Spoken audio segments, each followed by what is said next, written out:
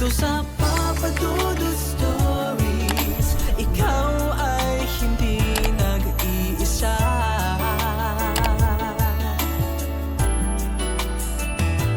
Dito sa Papa Dudut Stories, may nagmamahal sa'yo.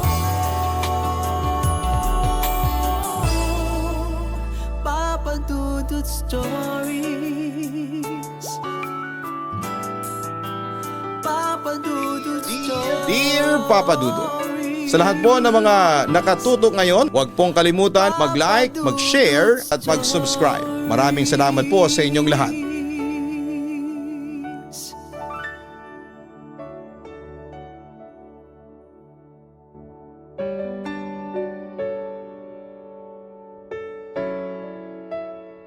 Dear Papa Dudut, tawagin niyo na lamang po ako sa pangalang Marin ng Bayugay, Calbani sa munisipalidad ng Maripipi sa probinsya ng Biliran. Nalaman ko ang tungkol sa Papa Dudut Stories kamakailan lang at aaminin kong naadik ako sa pakikinig ng kwento tuwing gabi at tuwing tanghali. Ito nang naging routine ako bago matulog.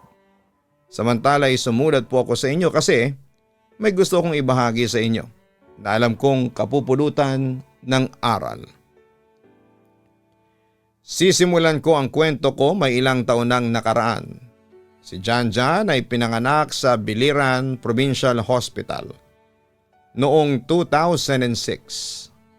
Ako noon ay nasa 21 years old na at sobrang excited magkaroon ng kapatid. Bakit grabe ang age gap namin? Nag-asawa kasi si Mami ulit and in short ay half brother ko siya. May sister sana ako na pinanganak bago si Janjan kaso'y namatay kasi premature. Kaya lang dumating si Janjan sa buhay namin ay sobra ang pasasalamat namin sa Diyos. Sa murang edad ay kapansin-pansin na ang pagiging angat niya sa mga batang kaedad niya. Sa itsura, talino at sa husay sa pagguhit. Siya rin ang itinuturing kong baby nung wala pa akong anak. Dumating ang time na kailangan naming lumipat sa Maripipi, ang bayan kung saan talaga nakatira ang buong angka namin. Habang ako ay nakipagsapalaran sa Tacloban City para magtrabaho bilang cashier sa isang mall doon. Pero kapag weekend ay may mga events na sinasalihan si Janjan. Umuwi ako ng Maripipi para suportahan ang kapatid ko. Ako pa nga ang umaakyat sa stage ng graduation niya sa elementary. Hindi nagtagal ay tumungtong si Janjan ng 12 years old. Lalo siyang pumogi kasi nag-aayos na rin ang sarili niya. Napaka-friendly niya. Sikat na sikat siya sa eskwelahan nila as lookalike kid version ni Alden Richards. Kahit sa Facebook ko ay napakarami kong uploaded pictures niya comparing his looks kay Alden Richards. Pero Papa Dudut, nagsimula ang pagsubok sa buhay namin noong taong yon. Nagsimula sa isang fun run sa school nila. Si Janjan ang tipo ng estudyante na active sa mga activities. Gusto niya lagi siyang kasali. Nasa Tacloban City ako noong time na ito. Tumawag sa akin si daddy niya ng napakaraming galos daw ni Janjan. Noong fun run daw ay may pumatid sa paa ni Janjan na naging dahilan ng kanyang pagkakadapa. Dahil nga paunahan yon ay mabilis ang takbo niya so grabe ang naging impact ng pagkakadapa niya. Papa Dudut, syempre galit na galit ako that time.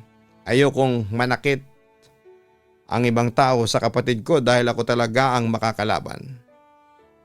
Kailangang managot ng taong yon. Tinawagan ko ang mga classmates niya para tanungin kung nakikilala nila ang pumatid kay Janjan but sad to say, wala kahit ni isa ang nakakakilala. Marami kasing naiinggit sa kapatid ko. After niyang madapa ay pabalik-balik na ang fever niya. Sumasakit na rin ang kanang binti niya. Umuwi ako noon sa amin at nadatnan ko siya na hirap makatayo dahil sa sakit. Sa probinsya, sanay ang mga tao na ipatingin muna sa albularyo bago sa doktor. At nung time na yon ay wala nang nakitang kakaiba ang albularyo kaya hinilot na lamang yung kanang binti ni Janjan. Pina-check up din siya sa doktor pero hindi nila matukoy ang cause ng pagsakit ng right leg niya. So binigyan lang ng pain reliever. Lumipas ang halos 2 linggo na pabalik-balik ang sakit ng right leg niya. At halos hindi na siya makatulog, Papa Dudut. Iyak nang iyak. Si Mami noon ay hindi makaalalay masyado dahil na mild stroke na ito. Dinala namin siya sa ibang doktor pero ganun pa rin. Hindi matukoy kung ano talaga ang sakit ni Janjan. Napakabilis daw ng pagputla ni Janjan. Dahil dito isang desisyon na ang ginawa ko. Mula Maripipi ay dinala namin si Janjan sa Tacloban City. Pinakonfine para maobserbahan. Pero bago siya dalhin sa ospital ay may nakapa ang daddy niya na bukol sa kanang bahagi ng tiyan ng kapatid ko. Sinlaki raw ng bola ng jackstone. Saka lang sinabi sa amin ng daddy niya na bago magkasakit si Janjan, every 6 p.m. lalo na Martes at Biyernes ay napakaraming malalaking insekto daw sa labas ng bahay. Yung iba nahuli niya at kinulong sa bote. Baka raw kasi palipad hangin. For everybody's info, ang palipad hangin ay ang mga insektong malalaki na inutusan ng mga buyagan upang magmatsyag sa taong gustong ibuyag. Kapag nakabalik ang insekto sa buyagan, ay magkakaideya na ang buyagan kung paano titirahin ang kanyang biktima. Kaya as much as possible ay kailangang patayin o ikulong ang mga insektong yon. Si Mami rin kasi maliban sa mild stroke ay binarang din. Pero sabi naman ng kamag-anak namin na baka nabiktima ng buyagan ang kapatid ko. Sa mga hindi nakakaalam, ang buyagan o minsan ay tinatawag na usikan ay isang mangkukulam sa aming mga Bisaya na kayang mangulam sa pamamagitan ng buyag o sa Tagalog term ay usog. Pero sabi nila ay mas matindi raw kapag binitawan ang buyag. Mas nakamamatay daw ito kesa sa usog. Pero dahil sa born again ang pangalawang asawa ni Mama, ay hindi ito naniniwala sa anumang superstitions. Lalo na sa mga kulam at buyagan. Si Mama lang ang nagpumilit noon na dalhin si Janjan sa albularyo. Samantala habang nakakonfine si Janjan, lahat ng lab test results niya ay okay naman. Pati mga vital organs ay walang problema. Kahit yung binti niya na sumasakit ay hindi matukoy ang dahilan ng pagsakit. Kaya puro pain reliever ang pinapainom sa kanya. Mahigit 1 linggo papadudot na siyang nakakonfine. Pero hindi may paliwanag ng mga doktor kung ano ang sakit niya. So sabi ko ilipat na lang namin ng ospital si Janjan. Pero ayaw pumayag ng mga doktor pero gumawa kami ng waiver para lamang mailabas siya kasi lalo siyang humihina. Kung dati ay nakakalakad pa siya kahit papaano. Paglabas ng ospital ay hindi na niya kaya. Karga na lamang siya ng daddy niya. Dahil hindi matukoy ng mga doktor ang sakit ni Janjan ay dinala ulit namin siya sa iba't ibang albularyo sa iba't ibang lugar. Ang nakakakilabot ay magkakatugma ang mga findings ng albularyo. Nabuyag daw si Janjan at nabuyag din daw si Mama kaya nagkaroon ito ng mild stroke at nagkasakit. Pero yung buyag daw kay Mama ay ubusan ng lahi. Yung ginawa raw kay Mama ay ang pahinain siya paunti-unti para mas lalong mahirapan. Noong time na nadapa si Janjan sa fun run at nagkasakit ay ginamit daw ng buyagan ang pagkakataon na yon para tirahin si Janjan sa panahon ng kanyang kahinaan. Kapag tinatanong namin bawat albularyong napupuntahan namin kung sino ang nagutos sa buyagan ay pare-pareho ang kanilang sagot. Babaeng matangkad, maputi at mahabang buhok, malaki daw ang galit nito sa pamilya namin. Sa kabilang banda papadudot noong time na yon, sabi ni Janjan, hindi niya na kaya ang sakit. Nagsuggest ang ibang mga kamag-anak ng ama niya na dalhin na sa Maynila si Janjan para mapatignan muli. Yung iba kasi dahil sa born again ay hindi naniniwala sa albularyo. Pero umayaw na si Janjan dahil hindi na raw niya kaya ang magbiyahe. Sobra din ang ibinagsak ng kanyang katawan. Napagdesisyonan na i-confine muli si Janjan. Yung bukol na dati sinlaki ng jackstone sinlaki na ng kamao. Sabi ng doktor ay kailangan siyang operahan. Hindi nagtagal ay dumating na ang araw na ooperahan na ang kapatid ko. Kalahati ng pambaya doon sa ospital ay sasagutin ko na. Pero ewan ko ba, ang daming nangyaring problema sa amin noong araw na yon. Kaya na-delay ang operasyon ng kapatid ko. Hindi ko alam pero parang sinasadya talaga ng tadhana na magkaroon kami ng problema para lalong mahirapan ang kapatid ko. Pero sa awa naman ng Diyos, Papa Dudut, ay natuloy din ang operasyon ni Janjan. After the operation, akala namin ay magiging okay na ang lahat. Nawala na nga yung pain sa right leg niya pero after pagkaraan ng 3 araw ay namanhid na ang mga hita niya. Paglabas ng ospital ay hindi pa rin siya makalakad. Sabi naman ng mga doktor ay epekto pa raw ng operasyon yung pamamanhid at pamamaga ng hita niya. Ang haba ng tahi niya sa tiyan pero napakatapang niya. Makalipas ang 1 buwan ay bumalik kami ng ospital para i-check up siya. At sabi ng mga doktor ay ipabiopsy ang bukol. Samantala ay dumating ang 13th birthday ni Janjan. Request niya noon sa akin ay sketchpad at mga lapis. Niregaluhan ko rin siya ng complete set of art materials bukod sa sketchpad at mga lapis para sabi ko pag magaling na siya, kumpleto na ang gamit niya paggawa ng kanyang mga masterpiece. Sa paglipas ng mga araw ay mas lalo siyang humina at pumayat. Bedridden na talaga siya. Dumating ang resulta ng biopsy. Malignant daw ang bukol niya. Kailangan niya raw i-chemo. Pero sa katawan niya, hindi niya kakayanan ng chemo. Nag-research kami ng mga alternatibo. Pinainom namin siya ng guyabano wine, green tea at iba pang panlaban sa cancer. Nagpa-second opinion din kami sa biopsy. Cancerous daw talaga. Ang masaklap sabi ng doktor ay ipakain na raw lahat ng gusto kay Janjan. Ibigay ng lahat ng kanyang nais dahil hindi na siya gagaling. Gumuho ang mundo ko noong nalaman ko yon. Pero naisip ko, ang cancer ay may mga stages. Stage 1 hanggang stage 4 ata. So paano si Janjan ay hindi man lang dadaan sa mga stages na yon at sasabihin agad na wala ng pag-asang gumaling. May mga kakilala ako na ilang taon nang lumalaban sa cancer. Mga worst stage na pero hanggang ngayon ay buhay pa. So sabi ko sa pamilya ko, walang susuko. Kung ang mga doktor ay suko na, hindi kami. Naalala ko yung pinsan ng kumari ko na albularyo. Dinala namin sa kanya ang picture ni Janjan. Nagbabaka sakali kami na may paraan pa para madugtungan ang buhay ni Janjan. May ginawa siyang orasyon sa picture ni Janjan. Ang nagpabuyag daw kay Janjan ay parehong taong nagpabuyag din kay Mami. Grabing inggit daw sa pamilya ang rason. Maliban doon ay may duwending itim daw na gustong kunin si Janjan at dalhin sa kaharian nila. Napakalakas daw ng kapangyarihan ng nagbuyag kay Janjan at sa mga oras daw na inuorasyonan niya ang picture ni Janjan ay alam na raw ng buyagan na nabisto na siya. Kaya lalo siyang pinapahirapan, Papa Dudut.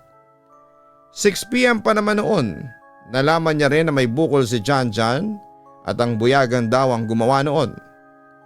Nanlumo siya ng nalaman na pinaopera yung bukol dahil karayom daw ang ginamit ng buyagan para pahirapan si Janjan. At sa bawat injection sa ospital ay mas lalong lumalakas yung paraan na gamit ng buyagan para pasakitan si Janjan. Mahihirapan daw siyang iligtas si Janjan pero gagawin niya ang lahat. Ito na ang sinasabi ko kanina na dapat ay hindi namin pinagwalang bahala ang mga signs. ng pagkaka-delay ng operasyon ni Janjan. Ibig sabihin pala noon dapat ay hindi matuloy ang operasyon. Ililigtas sana si Janjan ng tadhana. Pagkatapos noon, Papa Dudut, ay dali-dali kaming umuwi. Pagdating ng bahay, takbo agad ako kay Janjan. Tinanong ko siya kung ano ang nararamdaman niya habang wala kami. Sabi niya ay grabeng sakit daw ng katawan ang kanyang naramdaman.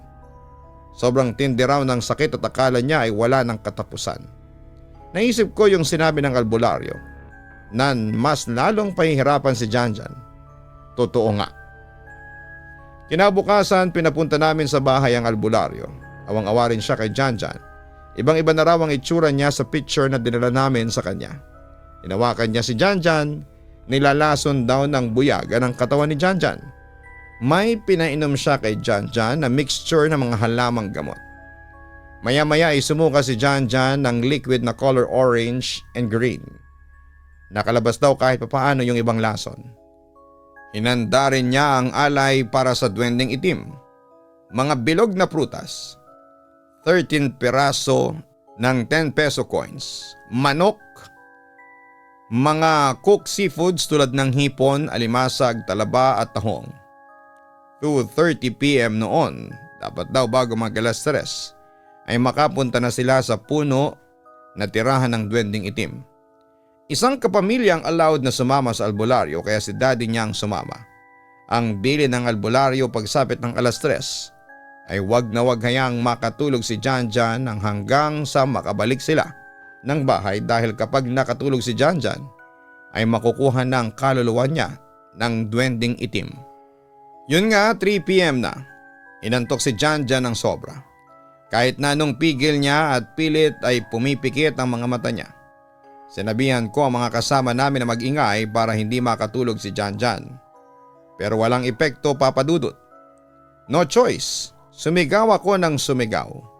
Kinalampag ko yung mga mesa at upuan. Hindi niya raw kayang pigilan ang antok niya. Tamang-tama nakita ko sa hindi kalayuan na pabalik-balik na yung albularyo at daddy niya. Sabi ko ay bilisan nila. Nakapagtataka na pagbalik nila sa bahay ay nawala na rin ang antok ni Janjan. Sabi ng albularyo, huwag galawin yung mga inalay na pruta sa duwending itim. Nakita ng kapitbahay na may ibon na tumuka sa mga prutas na ito at namatay ora mismo. Pati yung pusa na kumagat ng hipon namatay din on the spot. So talagang napakalakas ng kapangyarihan ng nilalang na ito. Desperado na kaming lahat na kung ano pa ang pwedeng gawin para mailigtas si Janjan. Nagpapanovena rin ako every Friday. Yung tiyuhin ng kapatid ni Mama na nasa ibang bansa ay may nakilala na health worker na espesyalista sa mga may bukol at cancer. Kahit stage 4 cancer daw ay pwedeng mapagaling. Libre niyang ibibigay kay Janjan ang mga gamot. 2 linggo daw ay makakabalik si Janjan sa normal niyang buhay. Inayos nila ang pag-package ng mga gamot. Kapag gamot ang laman ng package ay napakahabang proseso ang pagdadaanan kaya isinabay nila sa mga laruan at school supplies yung mga gamot. Pero parang laging may humahad lang upang gumaling si Janjan. Hindi agad na process yung pag-travel ng gamot papunta sa Pilipinas. Sabi ng health worker, panatilihing stable ang kondisyon ni Janjan habang naghihintay sa mga gamot. Samantala ay binabantayan ko si Janjan sa kwarto.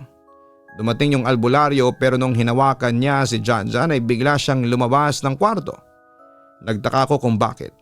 Sumilip ako sa labas at nakita kong may kausap siya at iyak ng iyak. Nang tanungin ko si Janjan, sabi niya ay kausap daw niya ang lola namin na yumaon na. Siyempre kinabahan ako noon at sinabi ko kay Janjan na kahit na anong mangyari ay huwag siyang sasama sa mga kamag-anak namin na yumaon na. Pagkatapos noon ay lumabas ako para tanungin ang albularyo kung ano ang nangyayari. Sobrang hina raw ng pulso ni Janjan at hindi raw nila pwedeng maabutan ng pagpanaw ng kanilang ginagamot dahil lubos daw itong makakapagpahina sa kanya. May dala nga noon na tubig galing sa milagrosong balon. Painumin ko raw si Janjan. After uminom ay lumakas uli ang pulso ni Janjan. Sabi ng albularyo, pag naabutan si Jan Jan ang pagsikat ng araw ay milagro na daw yon. Napagdesisyonan kong huwag matulog. Samahan at babantayan ko si Jan Jan hanggang pagsikat nga ng araw. Sanay naman ako sa puyatan. Pag nauuhaw siya, yung tubig na dala ng albularyo ang pinapainom ko sa kanya. Ang daming nangyari at magdamag na yon. Andun yung tinataas niya ang kamay niya na parang may inaabot siya. Jan Jan, huwag ka munang sumama. Huwag mo namang iwan si ate. Sabi ko sa kapatid ko habang umiiyak at ibinababa ko na ang kamay niya. Nag-hallucinate na rin si Jan Jan na lumalangoy siya. Pinapasama na raw siya ng lola ko. Nakiusap siya na payagan ko na siyang sumama kasi hirap na siya. Tamang-tama 5 AM na noon, sabi ko, Jan Jan, malapit nang sumikat ang araw. Pwede ka pang makaligtas. Naabutan siya ng liwanag, tinawagan ko yung albularyo na buhay pa si Jan Jan. Masayang masaya siya. Lumalaban daw talaga si Jan Jan. Noong araw ding yon ay nagpamisa ako. Nagpa-Thanksgiving kami sa miracle kay Jan Jan.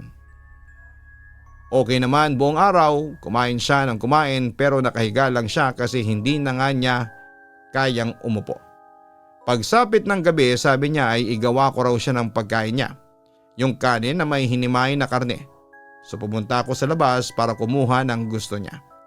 Ilang minuto pa lamang ang nakakalipas, yung mga tao ay sumugod sa loob ng bahay. Pagpasok ko ay ang daming tao sa kwarto. Nag-aagaw buhay pala si Jan Jan at kita ko yung hirap niya sa paghahabol ng kanyang paghinga. Naalala ko yung tubig ng albularyo, kahit nanginginig ako at iyak ng iyak ay kumuha ako ng tubig. At dahil hindi na siya dumidilat ay naisipan kong gamitin yung dropper na nakita ko sa ref. Pinatakan ko ang bibig niya ng pakonti-konti. Sabay-sabay rin kaming nagdasal. Tinawagan ko rin yung albularyo at nagpatulong sa pagdasal. Lahat ng kakilala ko na member ng religious groups ay tinawagan ko na para humingi ng pagdarasal. Nahimasmasan siya pero halos wala na siyang pulso. Nagpalipad siya ng higaan sa sala kasi gusto niya raw ay presko. Yung tatay niya ay sinamahan siya sa sala. Ako naman ay kwentuhan ko si mami na mga nangyayari kasi kahit andun siya ay parang nakatulala rin lang. Sabi ng daddy ni Jan Jan, matulog na raw kami at tanggapin kung ano ang posibleng mangyari. Pinilit kong matulog sa kwarto. Around 2:30 AM ay nagising ako. Naalala ko yung cellphone ko na naka-charge pala sa sala sa may higaan ni Jan Jan. Ginising ko yung kapatid kong babae at inutusan na siya ang kumuha ng cellphone ko kasi baka mag-overcharge. Ayaw ko rin pumunta sa sala kasi naisip ko noon na baka hindi na talaga humihinga si Jan Jan at hindi ko kayang makita na wala na siyang buhay. So pinilit ko na lang papadudot ang kapatid ko. Ang ingay na pala namin nang biglang may tumawag sa akin. Ate, nagulat ako.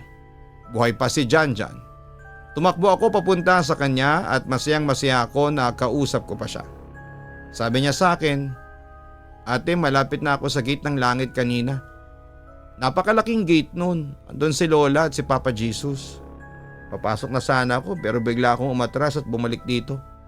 Akala ko kasi pag balik ko wala nang sakit. Ang sakit-sakit pa rin pala. Sa susunod ate, hindi na ako babalik ha. Tinanong ko kung hindi siya pinigilan ni Papa Jesus. Hindi raw. Tinignan lang siya. Sabi ko sigurado ka bang si Papa Jesus yun? Oo raw. May butas daw ang kamay. Ibang-iba raw ang itsura ni Papa Jesus sa mga photos na nakasanayan na natin. Kung kaya niya pa raw sana mag-drawing ay idodrawing niya. Kaso kahit lapis ay hindi na niya kayang hawakan dahil sa sobrang hina ng katawan. Humingi siya ng tubig. Grabing uhaw niya. Galing talaga sa napakahabang paglalakbay. Samantala nag-research ako sa posibleng itsura ni Jesus Christ sa internet. At bala ko yung ipakita kay Jan Jan kung alin doon ang tunay na itsura ng nakita niya. Sa kaka-research ko ay nakita ko yung kwento ng isang babaeng nagngangalang Adrian Kramaric. Isang painter si Adrian Kramaric. Pero noong bata siya ay kiniklaim niya na nakita raw niya ang totoong itsura ng Panginoong Hesukristo. Ipininta niya yon, Papa Dudut. At nakita ko yung nasabing painting na di umano ay totoong itsura ng Diyos. Prinint ko yon at bala kong ipakita yon sa kapatid ko. Pagsabit ng 8:30 AM ay tinawag niya ako at wag ko na raw tawagin yung iba. Jan, tingnan mo tong picture na naprint ko. Siya bang nakita mo? Yan bang itsura ng Diyos? Tanong ko. Tinitigang mabuti ng kapatid ko ang printed na painting ni Ekian Kramaric. Mamayang kaunti ay naiyak ang kapatid ko. Ate Marin, siya nga yung nakita ko. Yan po ang totoong itsura ng Panginoong Hesukristo. Saan mo to nakita, ate? Usisa pa niya sa akin. Sa internet, yung nagpinta niyan, sabi niya nakita rin daw niya ang itsura ng Diyos nang makapunta siya ng langit. Pero hiniling daw niya sa Diyos na gusto pa niyang mabuhay. Pinagbigyan siya ng Panginoon. Ikaw Jan, pwede mong hilingin kay Jesus na pagalingin ka niya at pahabain ang buhay mo. Pakiusap ko sa aking kapatid habang umiiyak ako. Ate Marin, I'm sorry, pero kailangan ko na pong umalis. Hindi ko na kasi kaya at saka malapit na po ulit ako sa malaking gate. Pag nakapasok na ako dun, hindi na ako makakabalik. Hindi na ako makakahinga. Takpan mo na lang ang mukha ko ng kumot kapag namatay na ako ha. Bilin pa niya sa akin. Sa puntong yon ay humagulhol na ako. Hindi ako nakatiis, tinawag ko ang daddy niya, si mama at ang mga kamag-anak namin na naroroon. Nagpaalam na siya at pinalabas niya kami lahat ng bahay. Gusto niya raw walang tao pagalis niya. Sinunod namin siya at umiyak kami lahat sa labas. Makalipas nga ang halos 1 oras ay pumunta ako sa kwarto. Hindi ako lumingon banda sa sala kasi ayokong makita na hindi siya humihinga.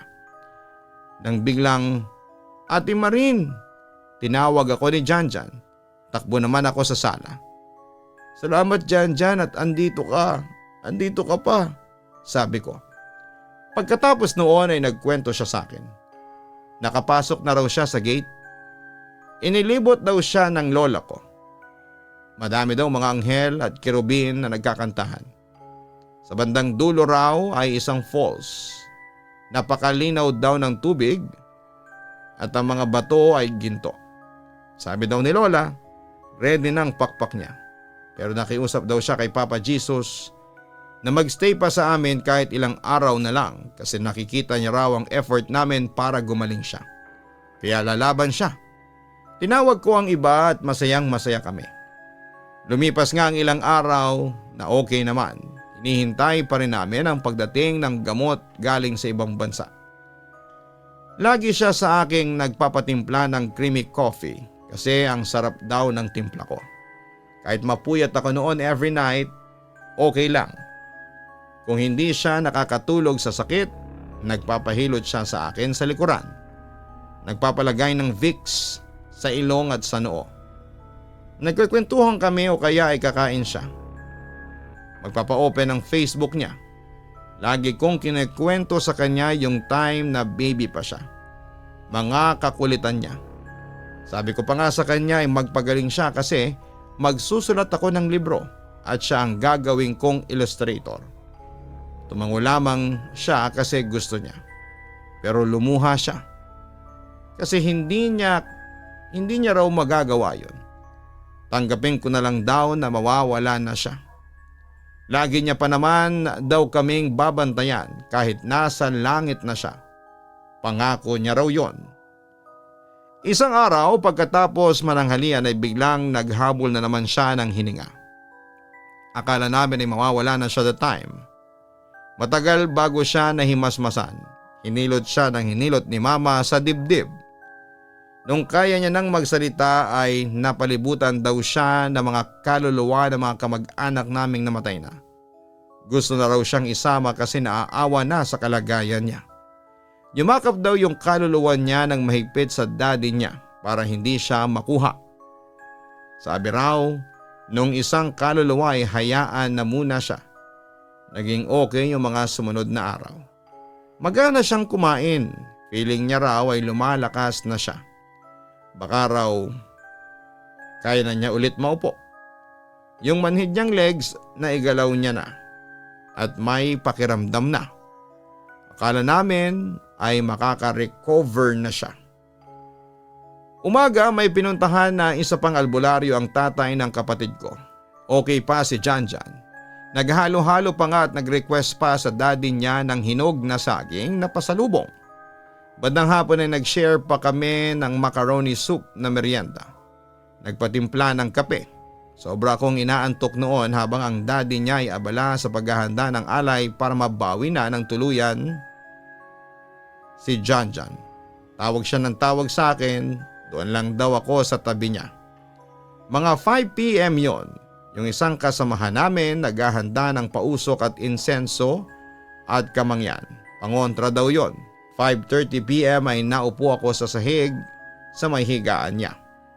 Doon lang daw ako nang may lumipad na napakalaking insekto sa loob ng bahay. 6 p.m. hindi raw siya makahinga. Tinignan nung mama ko yung eyeballs ni Janjan at may reflection daw ng lalaki. Janjan, labanan mo kung sino yung gustong kumuha sa'yo. Bilin ko sa aking kapatid. Tapos ay umalis ako sa tabi niya para tawagan ang albularyo. Pero papadudot paglingon ko ulit sa kanya. Hindi na siya gumagalaw. Naisip ko hindi po pwede. Pero hindi na ako makagalaw sa kinakatayuan ko. Pinulsuhan siya nung isang kasama namin at wala na raw. Sabi ko hindi maaaring wala. Nanginginig ako pero hindi ako makaiyak. Pumasok na yung iba at nag-iyakan sila, pati mga kapitbahay. Si mami ay nagmamasid lang. Nakaupo lang ako sa sahig at hawak ko ang ulo niya. Inahalikan siya sa noo. Ayokong maniwala na wala na si Janjan. Inisip ko na babalik uli siya gaya ng dati. Pero hindi na. Siguro tapos na ang ilang araw na binigay sa kanya ni Papa Jesus para makasama pa kami. Kinabukasan ay dumating na yung gamot niya galing sa ibang bansa. Napamura ako at bakit ngayon lang?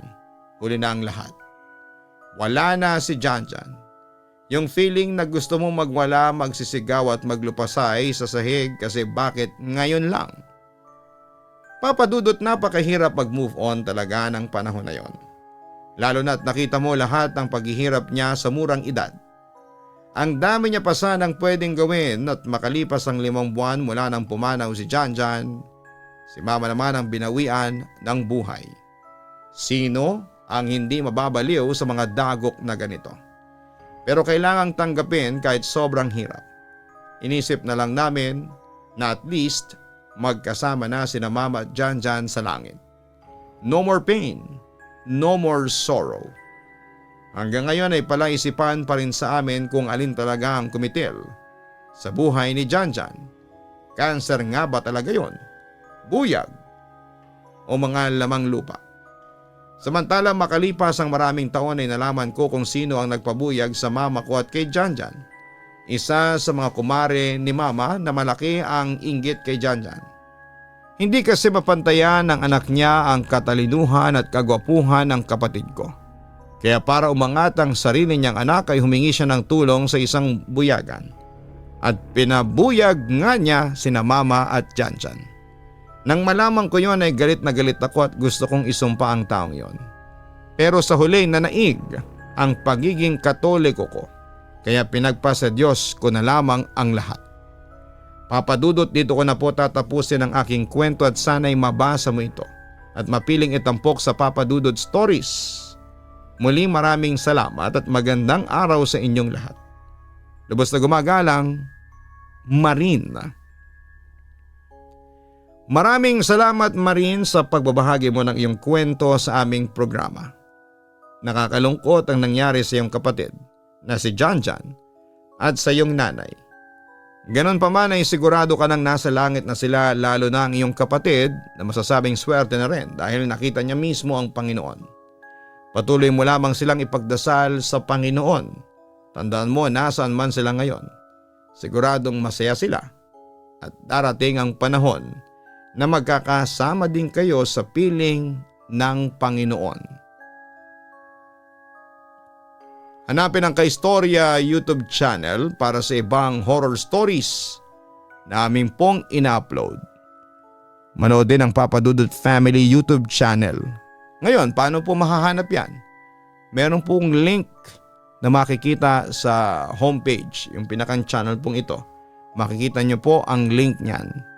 Maraming salamat po.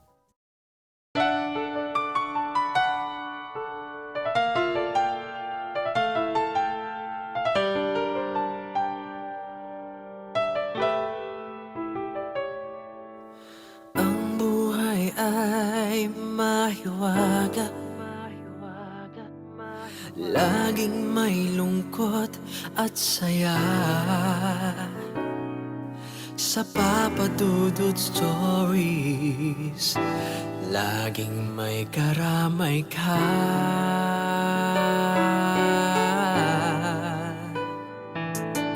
Mga problemang kay bigat, dito ay pakikinggan ka. Sa Papa Dudut Stories, kami ay iyong kasama. Dito sa Papa Dudut Stories, ikaw ay hindi nag-iisa.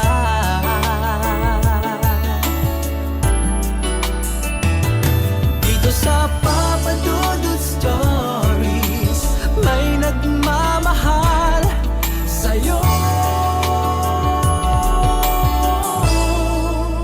Papa Dudut Stories,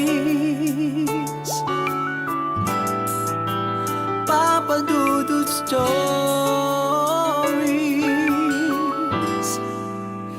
Papa Dudut Stories.